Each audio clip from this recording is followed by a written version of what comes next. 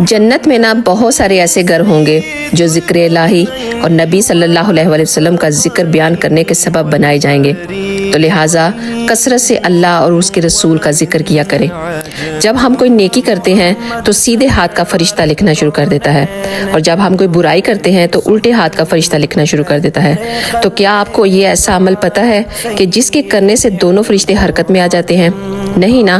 तो सुने, वो अमल ये है दरूद पाक का पढ़ना। जब हम दरूद पाक पढ़ते हैं तो सीधे हाथ का फरिश्ता 10 नेकियां लिखता है और उल्टे हाथ का फरिश्ता हमारे 10 गुनाहों को मिटा देता है, और अल्लाह सुब्हान व तआला उस इंसान के 10 दर्जात बुलंद फरमा देते हैं। तो है ना कितना अजीम अमल।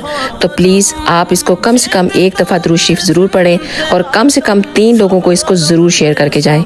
जो भी आपकी वजह से पढ़ना शुरू करेगा और आपकी वजह से पढ़ता रहेगा तो आप भी उसके सवाब के हकदार बन जाएंगे। तो शेयर किए बगैर मत जाइएगा। जज़ाकल्लाह खैर।